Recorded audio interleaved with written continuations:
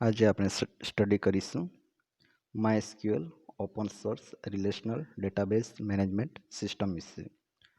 તો સૌથી પહેલાં જોઈએ કે ડેટાબેઝ મેનેજમેન્ટ સિસ્ટમ છે એની જરૂર આપણને શા માટે પડે છે અને ડેટાબેઝ આપણે કોને કહીએ છીએ. જોઈએ definition. A database is a way of storing information in an organize logical way. ડેટાબેઝની અંદર આપણી જે ઇન્ફોર્મેશન હોય છે એ લોજિકલ રીતે આપણે સેવ કરીએ છીએ. એક્ઝામ્પલ તરીકે આપણી જે ઇન્ફોર્મેશન છે એને આપણે હાર્ડ કોપીની અંદર પેજની અંદર જ્યારે પણ એને આપણે સેવ કરીએ છીએ, કાગળની અંદર આપણે કોઈ પણ ઇન્ફોર્મેશન, ફોર એક્ઝામ્પલ સ્કૂલની અંદર જે સ્ટુડન્ટ સ્ટડી કરે છે કાં તો કોલેજની અંદર જે પણ સ્ટુડન્ટ સ્ટડી કરે છે એમની ઇન્ફોર્મેશન જ્યારે પેપર ફોર્મેટની અંદર આપણે સેવ કરીએ છીએ તો એની સાઇઝ ઇન્ક્રીઝ થાય છે. એની જગ્યાએ જ્યારે ઇલેક્ટ્રિકલ ફોર્મની અંદર આપણી ઇન્ફોર્મેશન જ્યારે આપણે કોઈ સર્વરની અંદર ડેટાબેઝમાં આપણે સેવ કરીએ છીએ તો એની સ્પેસ ઇન્ક્રીઝ થતી નથી, પણ લિમિટેડ સ્પેસની અંદર આપણે ઘણા બધા ડેટા, ઘણી બધી ઇન્ફોર્મેશન આપણે સેવ કરી શકીએ છીએ. તો ડેટાબેઝ શું છે અને ડેટાબેઝનો ઉપયોગ આપણે શા માટે કરીએ છીએ. Database can store very large number of record. It is very quick and easy to find information. ડેટાબેઝની અંદર આપણે જે રેકોર્ડ હોય છે, જે પણ ડિટેલ હોય છે કોઈ પણ પર્સનની કાં તો કોઈ પણ વસ્તુની, એ આપણે લાર્જ નંબર ઓફ એટલે કે ઘણી બધી ઇન્ફોર્મેશન ડેટાબેઝની અંદર આપણે સેવ કરી શકીએ છીએ. It is easy to add new data and to edit or delete old data.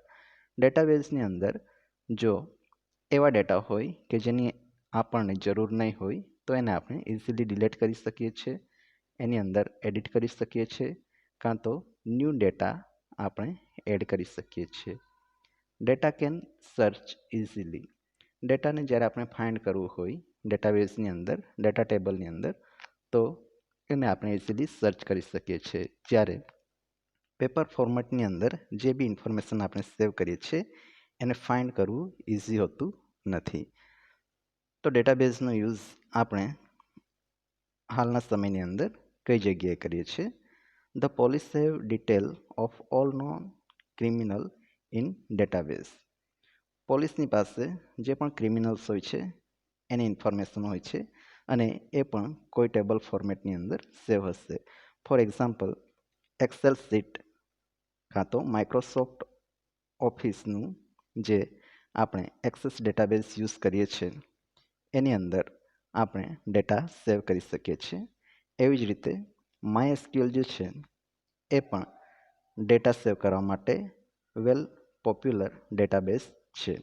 તો આજના તબક્કાની અંદર Facebook, Google, Twitter, YouTube, flicker જેવી મોટી મોટી કંપનીઓ છે એ MySQL ડેટાબેઝનો યુઝ કરે છે. બીજું, સ્કૂલની અંદર જ્યારે સ્ટુડન્ટનો રેકોર્ડ આપણે સ્ટોર કરવાનો હોય છે ત્યારે આપણે ડેટાબેઝનો યુઝ કરીએ છીએ.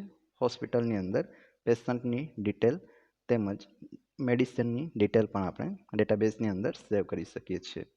એવી જ રીતે ઘણી બધી જગ્યાએ આજે ડિજિટલ ડેટાબેઝ જે છે એ આપણે ઉપયોગ કરીએ છીએ. તો જોઈએ MySQL ડેટાબેઝ વિશે. આ ટોપિકની અંદર આપણે શીખીશું કે ડેટાબેઝ આપણે કઈ રીતે ક્રિએટ કરીએ છીએ. સૌથી પહેલાં શીખીશું ક્રિએટ ડેટાબેઝ. ડેટાબેઝની અંદર જે પણ ઇન્ફોર્મેશન હશે એ રો અને કોલમની અંદર સેવ હશે. તો એના માટે રો અને કોલમને જે કન્ટેન કરે છે એને આપણે કહીએ છીએ ટેબલ. એક ડેટાબેઝની અંદર ઘણા બધા ટેબલ હોઈ શકે. MySQL એ open source relational database management system છે જે આપણને યુઝર ડિફાઇન ડેટાબેઝ ક્રિએટ કરવામાં મદદરૂપ છે. અને એક ડેટાબેઝની અંદર આપણે એક કરતાં વધારે ટેબલ ક્રિએટ કરી શકીએ છીએ અને એ ટેબલ્સ વચ્ચે રિલેશન આપી શકીએ છીએ. ત્યારબાદ આપણે શીખીશું કે જે ટેબલ આપણે ક્રિએટ કરીએ છીએ ડેટા ટેબલ, તો એની અંદર ન્યૂ ડેટા કઈ રીતે ઇન્સર્ટ કરીએ છીએ. જે પણ આપણે ડેટા જોડે ઓપરેશન પરફોર્મ કરાવીએ છીએ એના માટે આપણે લેંગ્વેજનો યુઝ કરીએ છીએ અને એને આપણે કહીએ છીએ SQL language, structure query language. ત્યારબાદ અપડેટ માયએસક્યુએલ ક્વેરી, કે જે પણ ડેટા આપણે સેવ કર્યા છે એની અંદર જો કોઈ મિસ્ટેક હશે, કોઈ ભૂલ હશે, તો એને આપણે અપડેટ કઈ રીતે કરાવીશું એના માટેની ક્વેરી. ત્યારબાદ ડિલેટ માયએસક્યુએલ ક્વેરી, કે ડિલેટ જો કોઈ ડેટાની આપણને જરૂર નહીં હોય તો એને આપણે ડિલેટ કરીએ છીએ. લાસ્ટની અંદર જોઈશું સિલેક્ટ ક્વેરી. સિલેક્ટ ક્વેરીની મદદથી આપણે આપણા ટેબલની અંદર કયા પ્રકારની ઇન્ફોર્મેશન છે એ આપણે વ્યૂ કરી શકીએ છીએ. તો સ્ટાર્ટ કરીએ. Create database. માયએસક્યુએલ લેંગ્વેજની અંદર ડેટાબેઝ ક્રિએટ કરવા માટે આપણે ક્રિએટ અને ત્યારબાદ ડેટાબેઝનું નામ લખીએ છીએ. Create database command with the database example TestDB and press enter. જ્યારે આપણી સિસ્ટમની અંદર નવો ડેટાબેઝ આપણે ક્રિએટ કરીએ છીએ એના માટેનો SQL કમાન્ડ આપણે અહીં રાઇટ કર્યો છે. ક્રિએટ, ત્યારબાદ ડેટાબેઝનું નામ, ક્રિએટ ત્યારબાદ ડેટાબેઝ કીવર્ડ અને લાસ્ટની અંદર હશે ડેટાબેઝનું નામ. જેવી રીતે આપણે એન્ટર પ્રેસ કરીશું તો આપણને નીચે એક લાઈન મળશે, ક્વેરી ઓકે 1 રો એફેક્ટેડ, અને જેટલો સમય આપણે ક્વેરી એક્ઝિક્યુટ કરવા માટે લીધો હતો એ સમય આપણને અહીં બતાવશે. તો માયએસક્યુએલની અંદર ડેટાબેઝ ક્રિએટ કરવું સૌથી ઇઝી છે. નેક્સ્ટ આપણે જોઈશું ક્રિએટ ટેબલ. ડેટાબેઝ ક્રિએટ થઈ ગયા બાદ આપણે ટેબલ ક્રિએટ કરવાની જરૂર પડશે. તો એના માટે સિન્ટેક્સ આપણે જોઈ લઈએ. ક્રિએટ ટેબલ અને ટેબલનું નામ. અહીં જે ટેબલનું નામ છે એ જે તે એપ્લિકેશન રિલેટેડ આપણે ટેબલનું નામ આપી શકીએ છીએ. ફોર એક્ઝામ્પલ આપણે ટેબલ નામ અહીં આપણે પર્સન લીધું છે એક્ઝામ્પલની અંદર. તો પર્સનની અંદર શું હોઈ શકે છે? પર્સનનો આઈડી હોઈ શકે છે, પર્સનનું લાસ્ટ નેમ, ફર્સ્ટ નેમ, એનો એડ્રેસ, એની સિટી.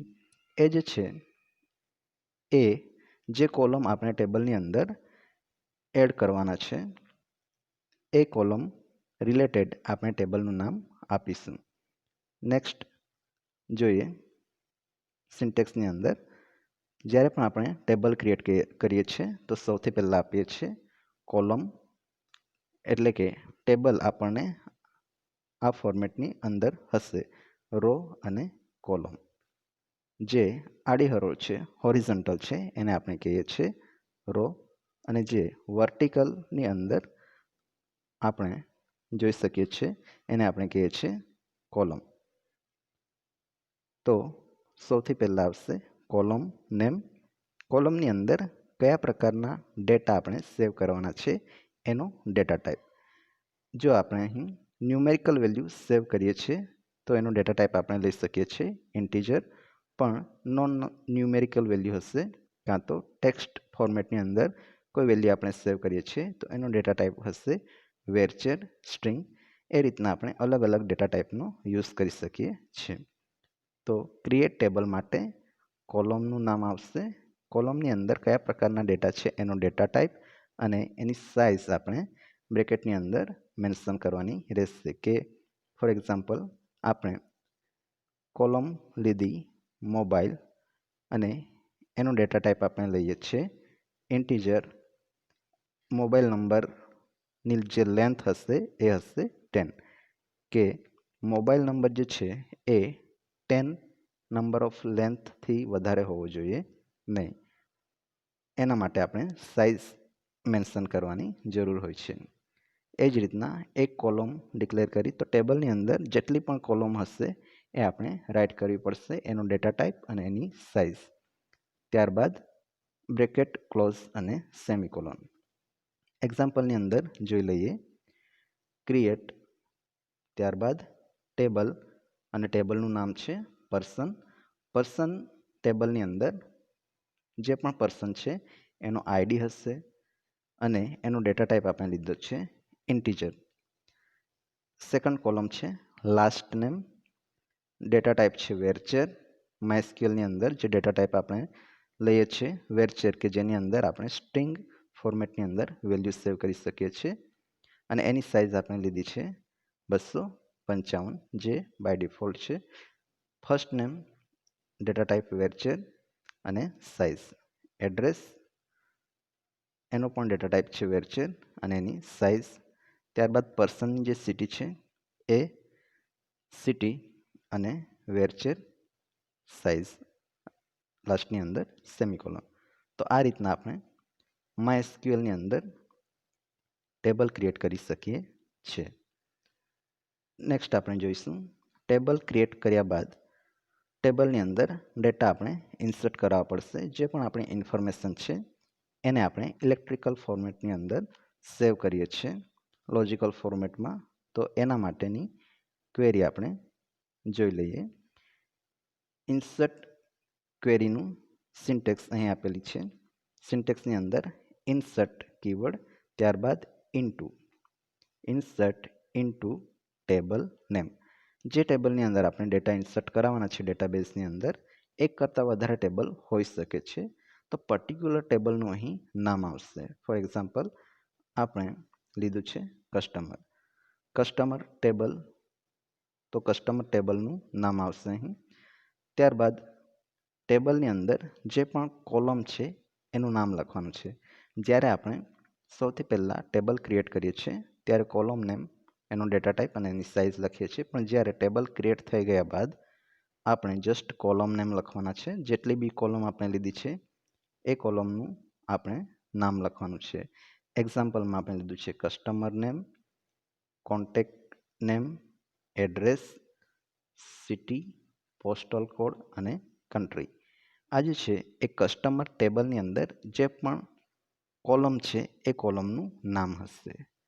નેક્સ્ટ આપણે લખીશું વેલ્યુ કીવર્ડ. વેલ્યુઝ કીવર્ડની મદદથી આપણે શું કરીએ છીએ કે જેટલી કોલમ આપણે ટેબલની અંદર લીધી છે એક પર્ટિક્યુલર કોલમની અંદર 1 બાય 1 આપણે વેલ્યુ એની અંદર ઇન્સર્ટ કરાવીએ છીએ. તો સૌથી પહેલી કોલમ હશે આપણું કસ્ટમર નેમ. કસ્ટમર નેમની અંદર પહેલી વેલ્યુ આપણે ઇન્સર્ટ કરાવીએ છીએ મનીષ. સેકન્ડ વેલ્યુ આપણે ઇન્સર્ટ કરાવીશું કોન્ટેક્ટ નેમની અંદર ટોમ બી એરિક્સન. એ જે છે એ વેલ્યુ 2ની અંદર આવશે. એ જ રીતના એડ્રેસ છે તો એની અંદર આપણે વેલ્યુ આપીશું સુરત 21. સિટી છે સત્યનગર અને પોસ્ટલ કોડ છે આપણી પાસે 400667. કન્ટ્રી છે ઇન્ડિયા. આ રીતના આપણે જે ટેબલ આપણે ક્રિએટ કર્યું છે એ ટેબલનું નામ, કોલમ નેમ, વેલ્યુઝ અને વેલ્યુઝની અંદર આવશે જે તે કોલમ રિલેટેડ ડેટા એની અંદર આપણે ઇન્સર્ટ કરાવી શકીએ છીએ. નેક્સ્ટ આપણે જોઈશું ઇન્સર્ટ કરાવેલા ડેટાની અંદર જો કોઈ મિસ્ટેક હશે કાં તો એને આપણે અપડેટ કરવાની જરૂર હશે ત્યારે આપણે અપડેટ ક્વેરીનો યુઝ કરીએ છીએ.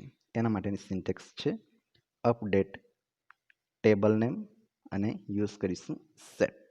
સેટ પછી જે કોલમની અંદર આપણે ન્યૂ ડેટા ઇન્સર્ટ કરાવવાના છે એ કોલમનું નામ હશે. કોલમ નેમ તો આપણે ઓલરેડી આપી ચૂક્યા છે અને કોલમ આપણે ઓલરેડી ક્રિએટ કરેલી હશે. કોલમ પછી વેલ્યુ 1, કોલમ 2, વેલ્યુ 2 એ રીતના હશે. નેક્સ્ટ હશે વેર અને લાસ્ટની અંદર કન્ડિશન એપ્લાય કરીને આપણે અપડેટ કરીશું.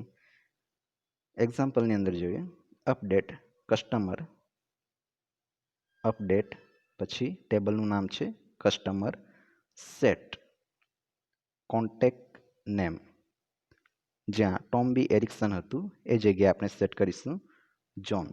હવે કોન્ટેક્ટ નેમ પછી જે પણ વેલ્યુ આપણે એપ્લાય કરીશું એ ન્યૂ વેલ્યુ હશે.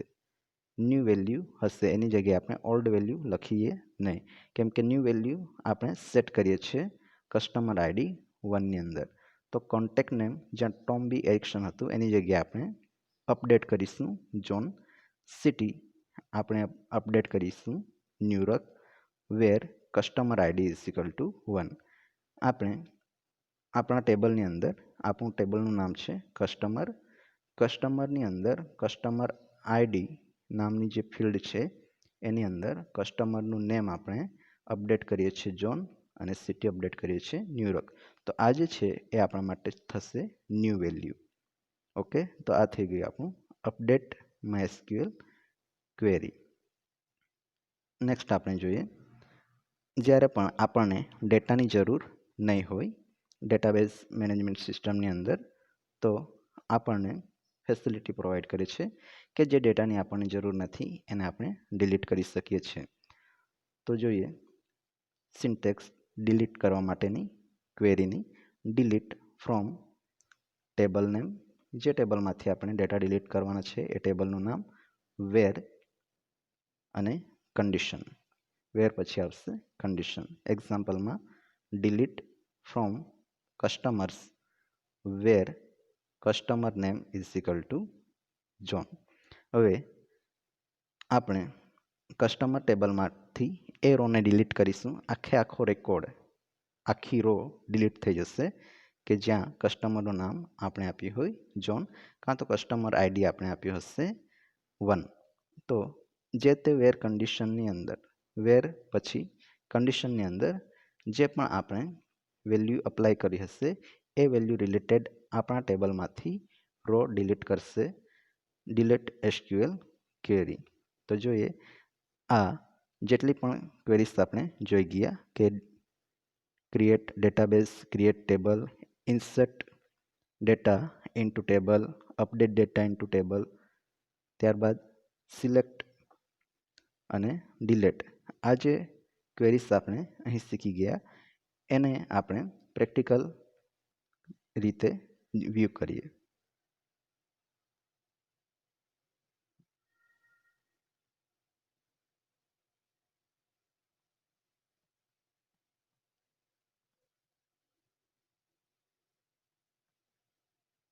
Select MySQL query. Select MySQL ક્વેરીની અંદર શું થશે કે જેટલા બી ટેબલ આપણે ક્રિએટ કર્યા છે એને આપણે વ્યૂ કરી શકીએ છીએ. અને સિલેક્ટ ક્વેરીની મદદથી ટેબલની અંદર જો પર્ટિક્યુલર કોલમ આપણે વ્યૂ કરવી હોય, પર્ટિક્યુલર કોલમ વિશે આપણને ઇન્ફોર્મેશન જોઈતી હોય, તો એના માટેની પહેલી સિન્ટેક્સ છે select column 1, column 2 from table name. એક્ઝામ્પલમાં જોઈએ select customer name city from customer. આ રીતના જ્યારે આપણે લખીશું સિલેક્ટ પછી કોલમ 1, કોલમ 2 આ રીતના કોલમના નામ આવશે જે પણ ટેબલની અંદર આપણે કોલમ ક્રિએટ કરી હશે ફ્રોમ કસ્ટમર.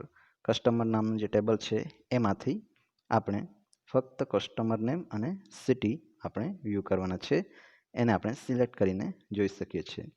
નેક્સ્ટ સિન્ટેક્સ જે છે એ જ્યારે પણ આપણે ઓલ ટેબલની અંદર ઓલ કોલમ વ્યૂ કરવી હશે, જેટલી બી કોલમ આપણે ટેબલની અંદર લીધેલી છે એ કોલમને જ્યારે પણ આપણે વ્યૂ કરીશું ત્યારે આપણે સિલેક્ટ સ્ટાર ફ્રોમ કસ્ટમર, કે કસ્ટમર ટેબલની અંદર જેટલા પણ ડેટા છે, જેટલા પણ રેકોર્ડ છે એને વ્યૂ કરવા માટે આપણે સ્ટાર એ રીતના લખીશું કે કસ્ટમર ટેબલની અંદર ઓલ ડેટા, ઓલ રેકોર્ડ આપણે વ્યૂ કરી શકીએ છીએ સિલેક્ટ ક્વેરીની મદદથી. તો આ જે ક્વેરીઝ આપણે જોઈ ગયા એને આપણે પ્રેક્ટિકલ તરીકે પરફોર્મ કરીએ.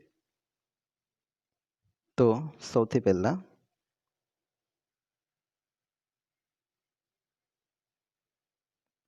જ્યારે પણ આપણે ડેટાબેઝ ક્રિએટ કરીશું તો સૌથી પહેલાં આપણી પાસે MySQLની અંદર પાસવર્ડ માગશે કે જે બી પાસવર્ડ આપણે સેટ કર્યો હશે આપણી સિસ્ટમની અંદર MySQL સર્વર પર, તો એ પાસવર્ડ આપણે અહીં રાઇટ કરવાનો છે. આપણે પાસવર્ડ એન્ટર કરીશું અને પાસવર્ડ જો સાચો હશે, રાઇટ હશે, તો ત્યારબાદ આપણે MySQLની અંદર ડેટાબેઝ ક્રિએટ કરી શકીશું. તો સૌથી પહેલાં આપણે MySQLની અંદર કયા કયા ડેટાબેઝ છે એને વ્યૂ કરીશું. તો એના માટેનો આપણે કમાન્ડ લખીએ છીએ સો ડેટાબેઝ. કમાન્ડ લખીએ સો ડેટાબેઝ.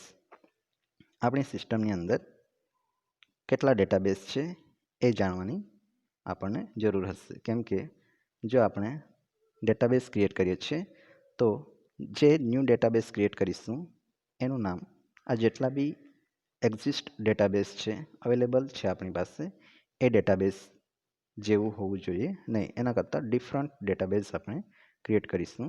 તો આપણી સિસ્ટમની અંદર હાલ information schema, MySQL, performance schema, STD1, student DB, test, UN1 આ જે છે એ આપણી પાસે હાલ ડેટાબેઝ જે છે એ એક્ઝિસ્ટ છે કે આ નામના ડેટાબેઝ ઓલરેડી આપણે ક્રિએટ કર્યા છે. તો હવે જે પણ આપણે ડેટાબેઝ ક્રિએટ કરીશું એના માટે આપણે ક્વેરી શીખી ગયા ક્રિએટ ડેટાબેઝ અને ત્યારબાદ ડેટાબેઝનું નામ. આપણે ડેટાબેઝ ક્રિએટ કરીએ છીએ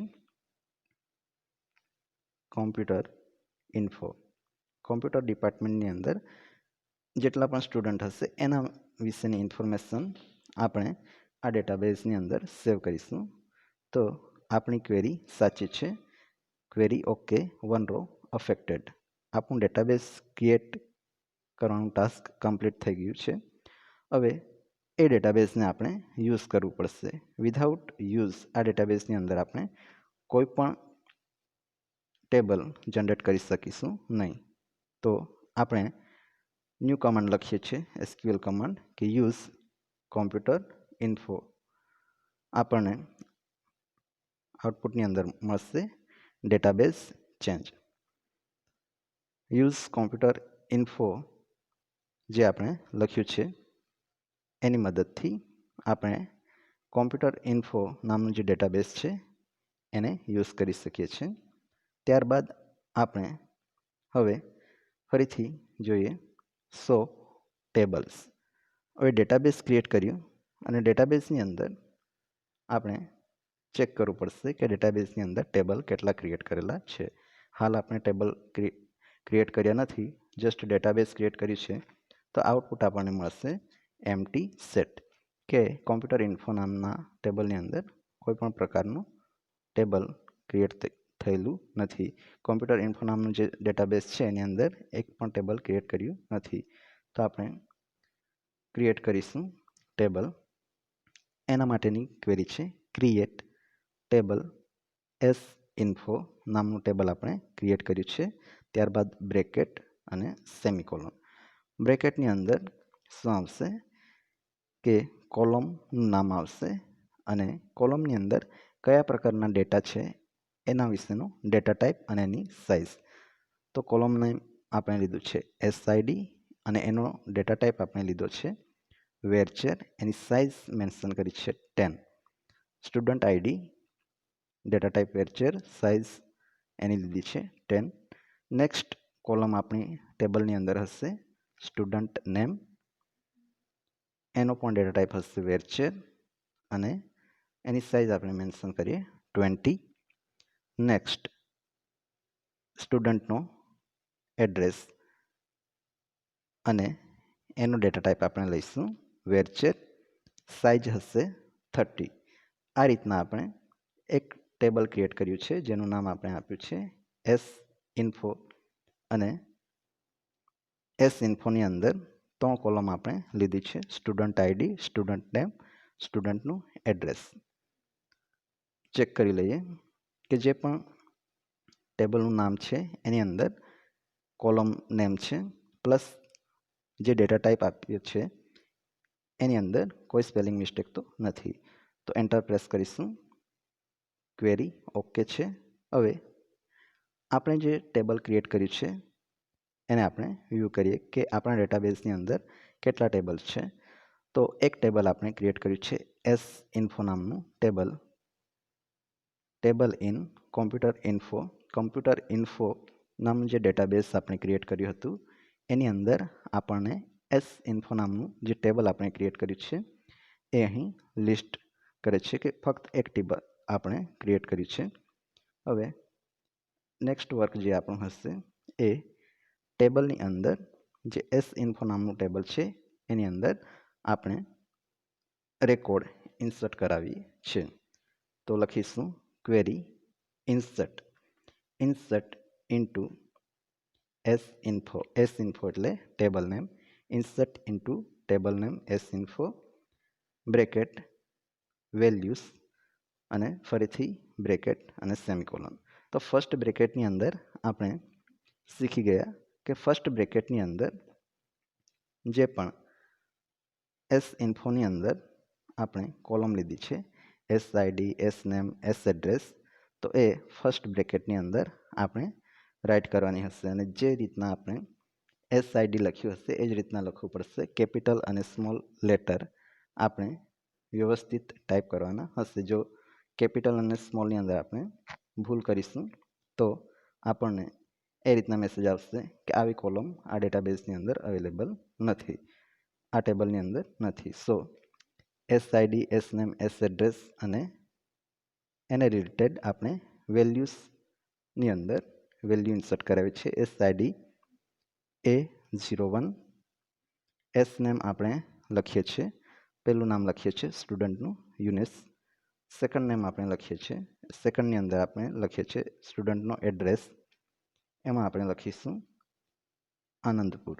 ઓકે, આ રીતના આપણે ફર્સ્ટ રેકોર્ડ એસ ઇન્ફો નામના ટેબલની અંદર ઇન્સર્ટ કરાવીએ છીએ. અને ત્યારબાદ ક્વેરી આપણે ચેક કરી લઈએ છીએ, ઓકે છે. આ જે રેકોર્ડ છે એ આપણે સક્સેસફુલી આપણે ઇન્સર્ટ કર્યો છે. નેક્સ્ટ રેકોર્ડ આપણે ઇન્સર્ટ કરવા માટે જેટલા પણ આપણે રેકોર્ડ ઇન્સર્ટ કરવાના હશે એટલી ઇન્સર્ટની ક્વેરી જે છે અહીં આપણે રાઇટ કરવી પડશે. પણ જ્યારે પણ આપણે કોઈ એપ્લિકેશન ડેવલપ કરીએ છીએ કાં તો કોઈ વેબ પેજ ડેવલપ કરીએ છીએ એની અંદર જે બી પ્રોગ્રામિંગ લેંગ્વેજની અંદર આપણે પ્રોગ્રામિંગ કરીએ છીએ તો એની અંદર આપણે વારંવાર ઇન્સર્ટ ક્વેરી લખવાની જરૂર પડતી નથી. Just one time insert query એની અંદર લખીશું. પણ આ બેઝિક છે આપણા શીખવા માટે, એટલે આપણે અહીં વારંવાર ઇન્સર્ટ ક્વેરીનો યુઝ કરીશું. તો ફટાફટ આપણે 4-5 જે રેકોર્ડ છે એ ઇન્સર્ટ કરાવીએ. બીજા નંબરનો રેકોર્ડ આપણે ઇન્સર્ટ કરાવીએ છીએ સ્ટુડન્ટ આઈડી A02, સ્ટુડન્ટનું નામ છે નિશિત, એડ્રેસ છે સોનગઢ. સેકન્ડ જે ક્વેરી છે એ પણ સક્સેસફુલ છે. થર્ડ ઇન્સર્ટ કરાવીશું થર્ડ નંબરનો રેકોર્ડ, એની અંદર A3, સ્ટુડન્ટ આઈડી અક્ષય, સ્ટુડન્ટનું નામ હશે અને એનું જે એડ્રેસ હશે એ આપણે સેમ એઝ ઇટ રહેવા દઈએ કે એ પણ સોનગઢની અંદર જ રહીશ છે. ત્યારબાદ fourth number insert into S info table, S ID, S name, S address, values A04, અક્ષયની જગ્યાએ આપણે લખીશું દીપેન.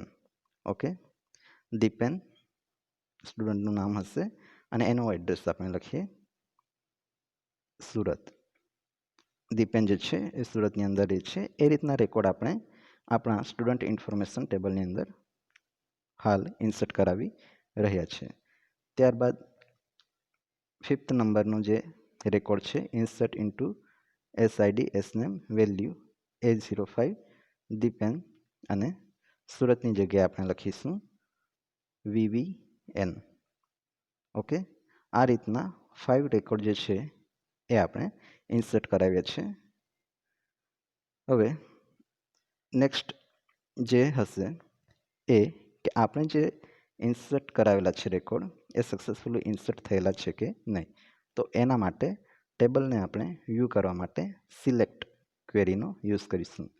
સિલેક્ટ સ્ટાર જ્યારે પણ આપણે યુઝ કરીએ છીએ આપણે શીખી ગયા કે સ્ટાર ઓલ ટેબલની અંદર ઓલ ડેટા હશે એને વ્યૂ કરવા માટે આખા ટેબલની અંદર જે પર્ટિક્યુલર ટેબલ છે એની અંદર ઓલ રેકોર્ડને વ્યૂ કરવા માટે આપણે સ્ટાર લખીએ છીએ. તો select star from S info જેવી રીતે આપણે એન્ટર પ્રેસ કરીશું તો આપણે જે ટેબલ ક્રિએટ કર્યું છે એની અંદર S ID, S name, S address, A0ની અંદર યુનિશ, એડ્રેસ A2 નિશ્ચિત, A3 અક્ષય, A4 દીપેન અને A5 પણ દીપેન.